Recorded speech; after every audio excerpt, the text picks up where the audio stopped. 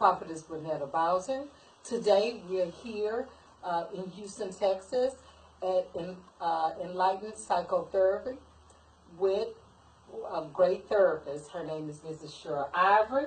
She's a licensed psychotherapist. We're going to have a great discussion on today. We're going to be talking about depression and suicide, which is a long topic, but we're going to give you as much information as we can. We're going to go ahead on and let Ms. Ivory introduce herself, tell us a little bit about herself. But before she does that, I want to add that she's also a pastor. Yes, you heard that correctly. She's a pastor and a therapist. So, Mrs. Ivory, please tell the audience a little bit about yourself. Thank you. Well, thank you for having me. Yes. I have been practicing for almost 15 years. When the reality is I've practiced my whole life. People always talk to me. I know a little bit about depression, having been depressed once or twice myself. And I know a little bit about suicide. Some people don't want to admit that they've had those thoughts. Yes. But I work with people in every walk of life, and Okay. I see it. I see preachers depressed. I see executives depressed. I see people wanting to just walk out in front of a bus and yet say they're not suicidal. Oh, wow. I've seen it all. Wow. As I mentioned earlier, Mrs. Ivory is also a pastor. And a lot of times, the stereotype, rather, in the church, we tell everyone they have demons or you're possessed. And we sometimes make them feel bad about, wanting to seek professional help. But I'm going to read something that's on her website. Yes, I did my homework. I'm going to read something that she says on her website, and I think it's very important, and it caught my attention. This is a statement that's on your website. So the question arises, will I try to convert people, or will I try to push my beliefs upon others? And the answer is, I am a professional. I work from the perspective of healing, using the tool taught me both through my faith and my education. I try to be all things to all people without being unreal. Mrs. I, that statement caught my attention on your website because, again, like I said, you're a pastor and you're a therapist, and you're saying, I recommend you to get some professional counseling. So can you explain to our viewers about your statement on your website, which you're saying to them, break it down in case I'm not articulating it correctly? Well, you did a great job. The Apostle Paul says, I become all things to all people, to win people. Yes. My goal ultimately is to win souls. Yes. But my job as a counselor is to see people where they are and help them to grow. Sometimes we think, well, you're a pastor, so you should only help Christians. I see everybody in my office. When they come in here, most of them don't come in here for me to pastor them. Yes. Many of them have their own pastors who are not counselors. Some people don't have a guide at all. Yes. And I would love to share my faith with them. I would love to convince them and convict them through the word that this is what you ought to do. But am I going to really help them like that? Sometimes I think I would do more damage by trying to push my God on them. I see Muslims. I see atheists. I see Pentecostal. I see them all. And I truly believe that if I'm able to not be fake, be real, and present myself in a manner that Christ would be pleased with, then on one level I have won them. They come back. Oh, that's awesome. So if you come in and you see, I always have a pastor Mrs. Ivory. If you come in and see her, she's not gonna have a big Bible out and give you 5,000 scriptures. She's going to be able to help you without making you feel bad about your situation, making you feel bad because you're a believer and you're seeking professional help. Godly counsel. That's See? what the Bible calls it. Amen. And that's what we need. That's what we need. So you should not fear to come and see her. Am I pushing for you to come and see her? Yes, I am. But if you don't want to come see her, there's you can seek help from others. But get help. There's other people who probably thinks the same way that she does. Because you're a pastor, or there are other pastors that probably feel like her as well.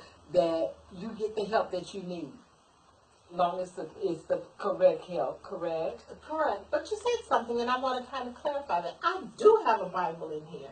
Yes. I absolutely have the word in here. Yes. And if need be, a lot of people will come to me because they have absolutely read what I've written on my website. That's the reason they come, is they want to bring their spirituality into the rooms as well. So Okay. we can do that. And those that don't bring theirs into the room. The fear that some people have is cultural. We black. Okay. Black people don't see therapists. Yes. We talk to Jesus. Yes. How many times have I heard that? Or, well, there's nothing wrong with me. I don't need a therapist. Yes. I'm only coming because my mate needs help, and I'm coming to bring them. I hear that a lot, unfortunately, more and more. I'm just bringing my children. Right. Why does a 5-year-old need to come to therapy? Oh my God. 5 years, oh yeah, they come younger. But why? That's a parenting problem. Yes.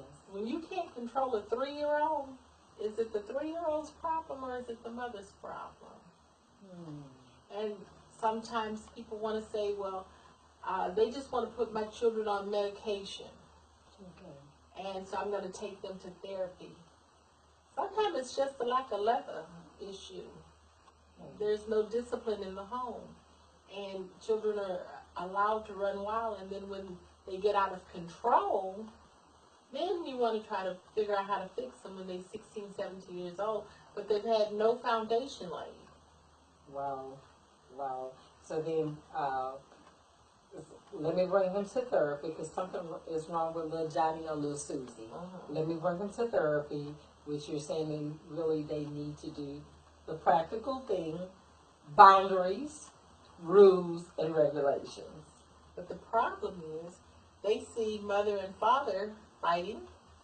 They see mother and father smoking, drinking, sometimes even doing drugs. Yes. They see this, and then they're told, don't do it. They're confused. You take them to church or send them, and so they see this, and then they go home. I especially have a heart for PKs. Yes. Preachers' children. Yes.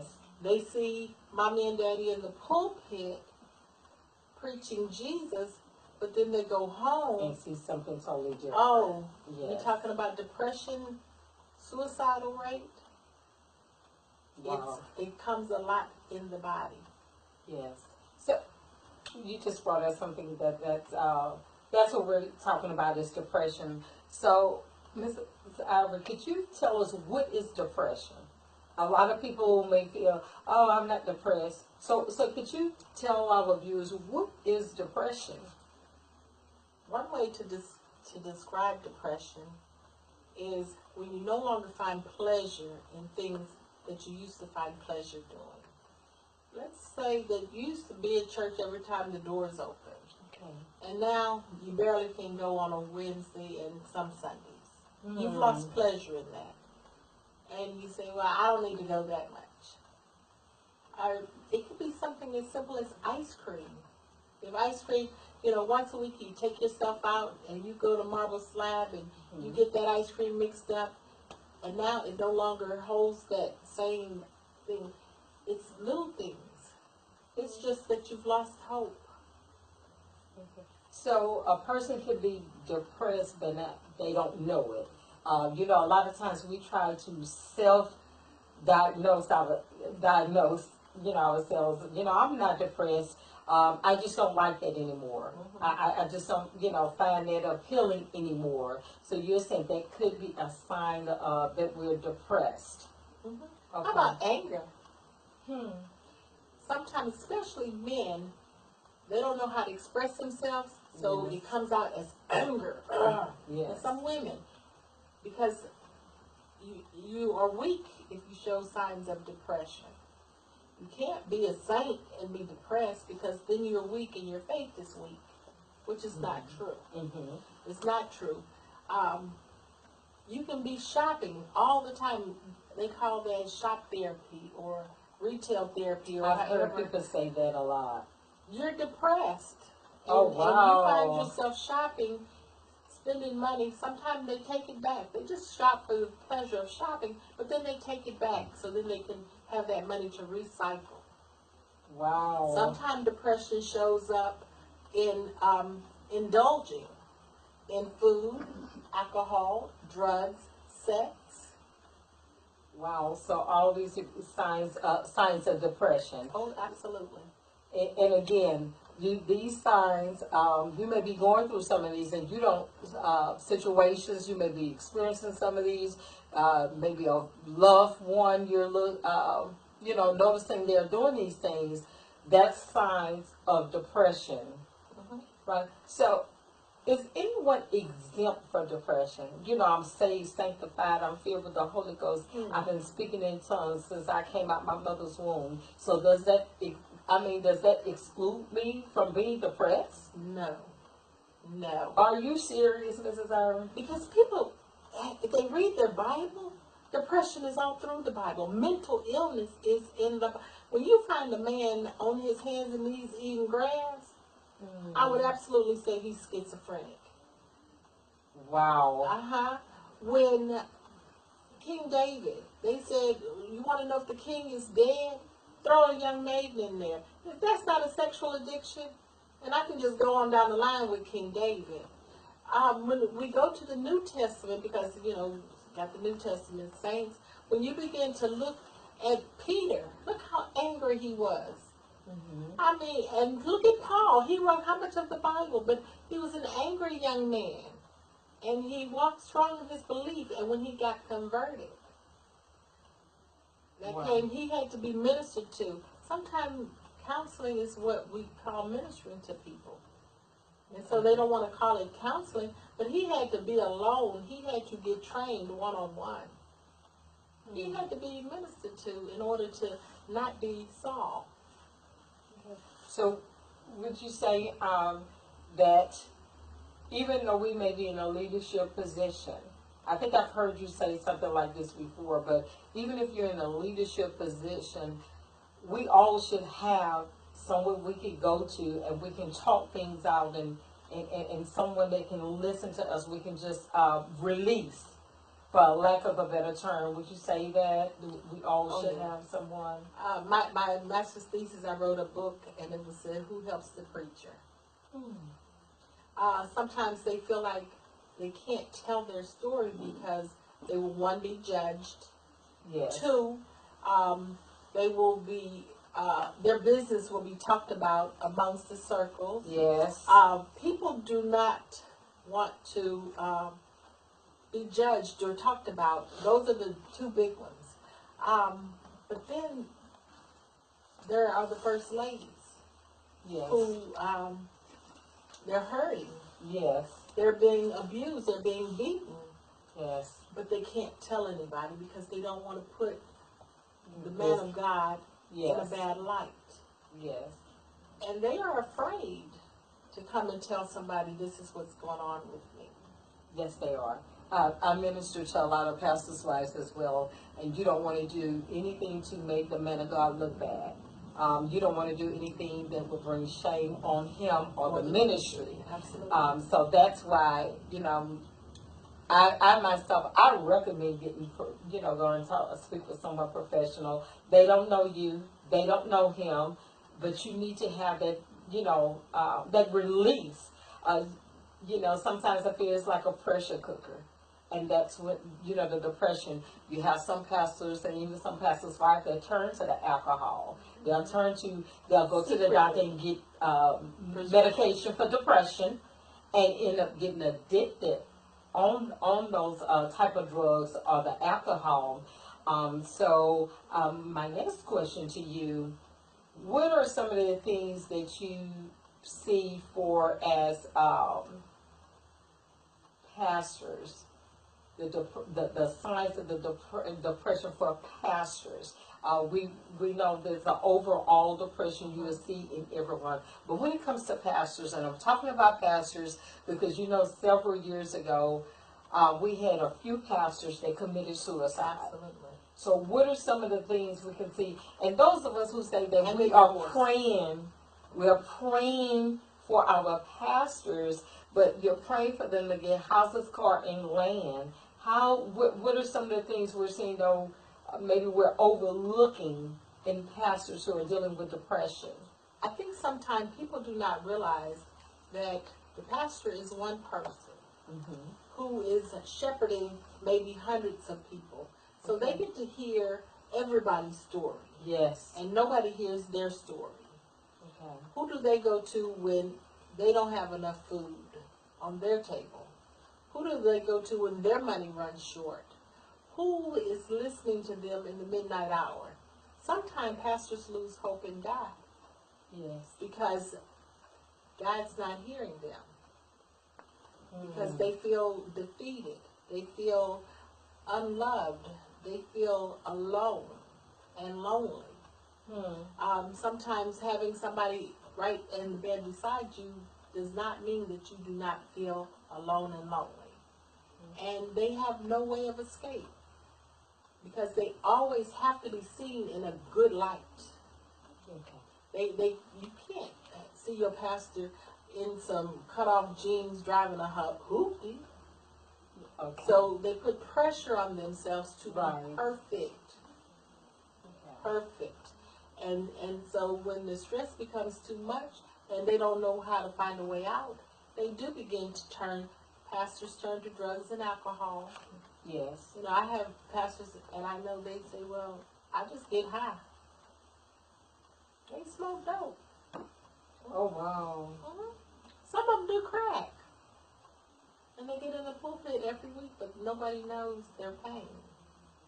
And people need to understand that it's not just, they, not just the fact that they have an addiction, but they turn to that because they are depressed. So, and I understand that's what you're saying. That's correct. I mean, and they have no way out. No way according out. to them. And God, to them, God is not hearing them. Wow. So, do we recommend they go get the Christian counseling, or do we recommend they just seek counseling, period? And I know that's kind of hard and touchy. It's my button, because Christian counseling is a secular degree that is not done through education. It's where you take your Bible, you learn how to use the Bible to counsel. Okay. Nothing wrong with that. Okay. But if the issues become more than what a Christian counselor can handle, they need to refer out to somebody who has more experience, education, and knowledge. Excuse me. You just said something. And when I tell you that that's like a big thing for me, could you repeat what you just said, please? If you realize, if someone comes to you, Christian counseling, and I'm not throwing you under the bus, I thank God for our Christian counselors, and we're not beating you up. But if it is outside the realm of which you can handle, what is the next best thing to do? Refer out. That doesn't mean that you're a failure. That doesn't mean that you're not powerful and strong in the things of God. It just means that you need to refer them to someone where they can further get the help and the assistance that they need. Can I add one more person to that list? Yes. Pastors. Not all pastors are qualified to counsel. Well, you kind of step on some toes there, but It's because just sometimes, true. yeah, and that's true.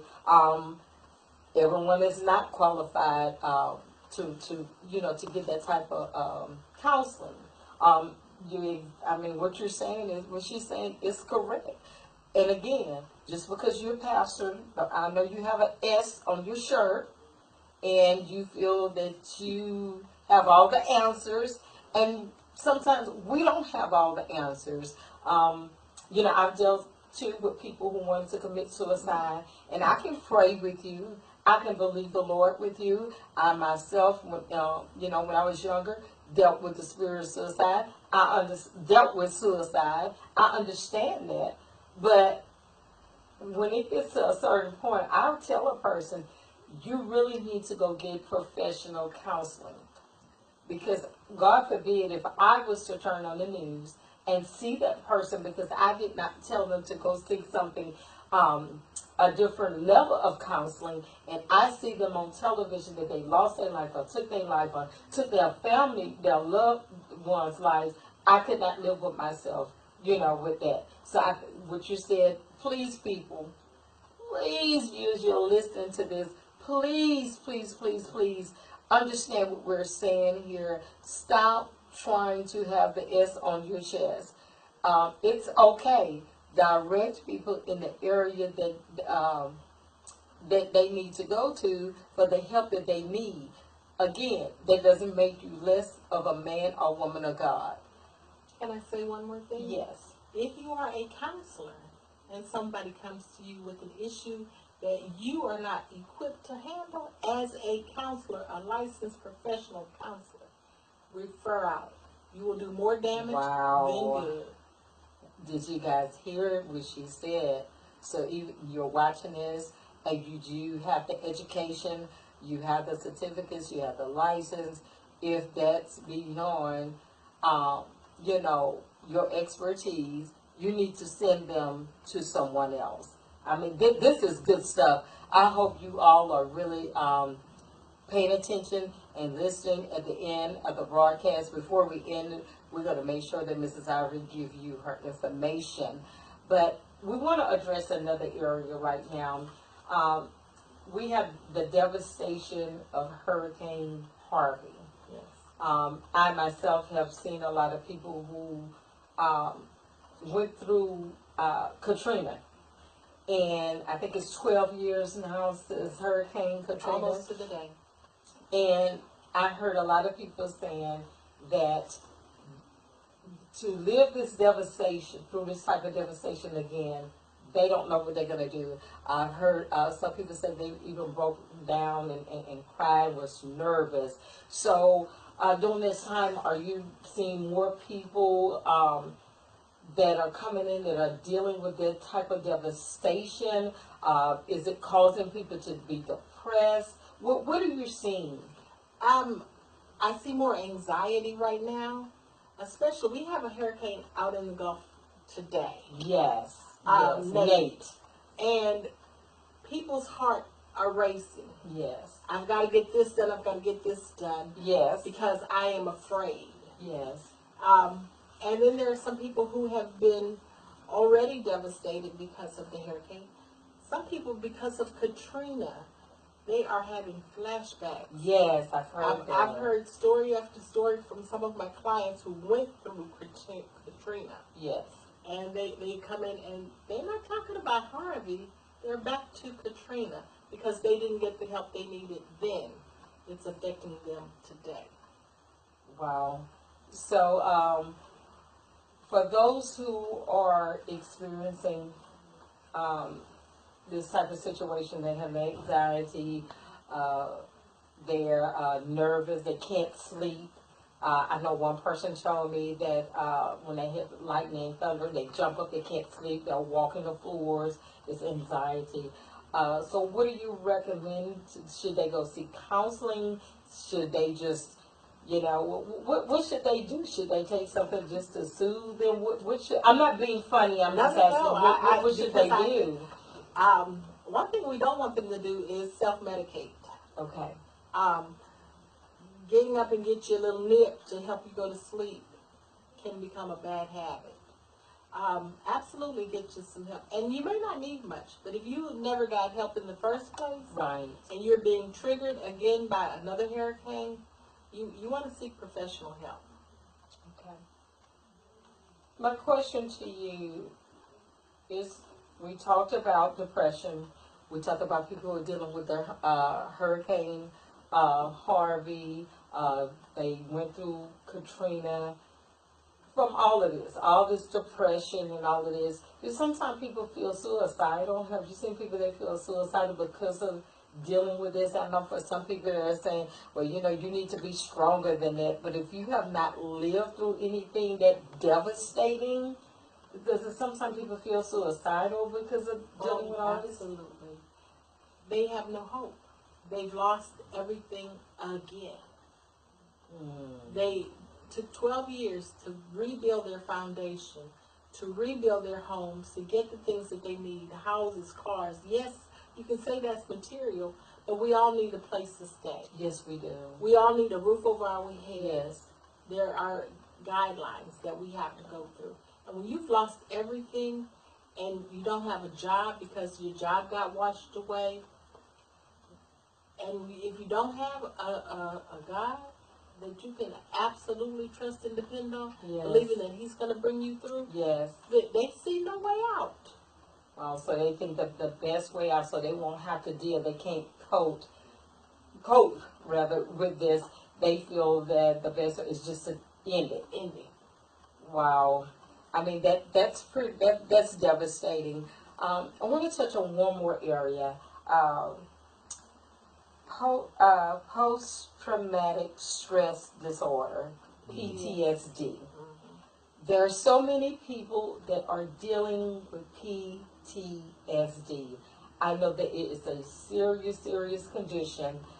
So my question to you, I've always heard that only military people deal with PTSD.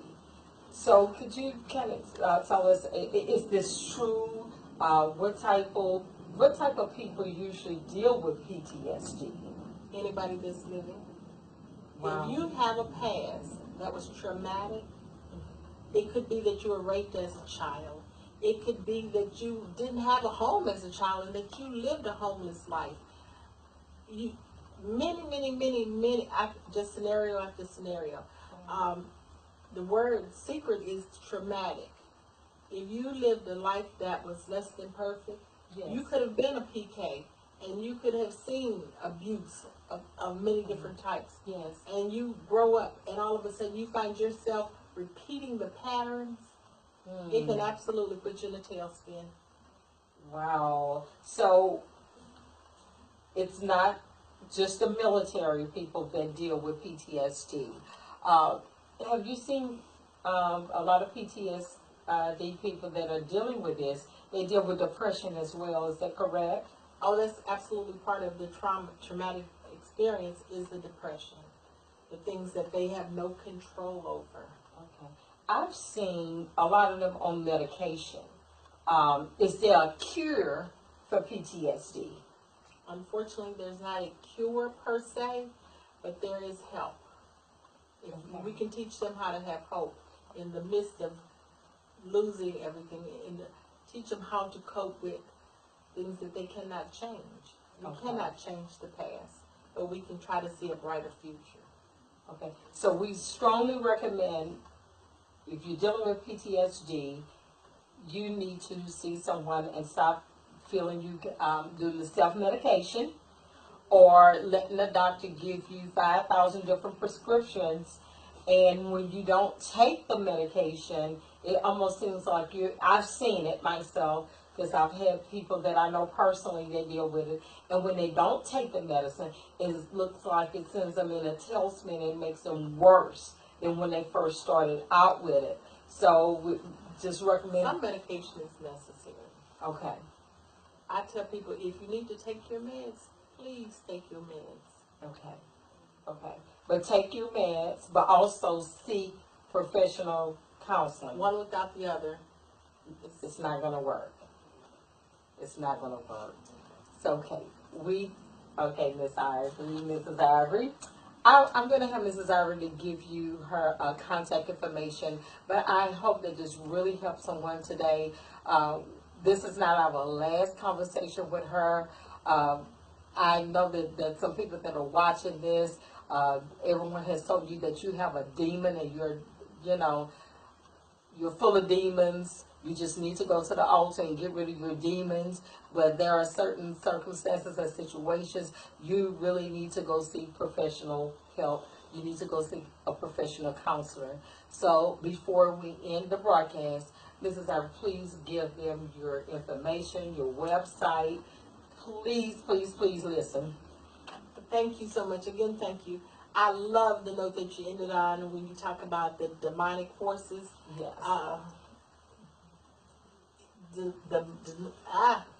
It is real. Yes. It's really real, but not every saint is filled with demons. Yes. Some of it absolutely is a mental illness. Mm-hmm. And how do you know the difference? If you go to the altar and you don't get delivered, then maybe you need to come and seek therapy. Amen. And then there is PTSD. I mean, I can just begin to go on and on. Right. But demonic activity is true in the land. Yes. There are demons out there.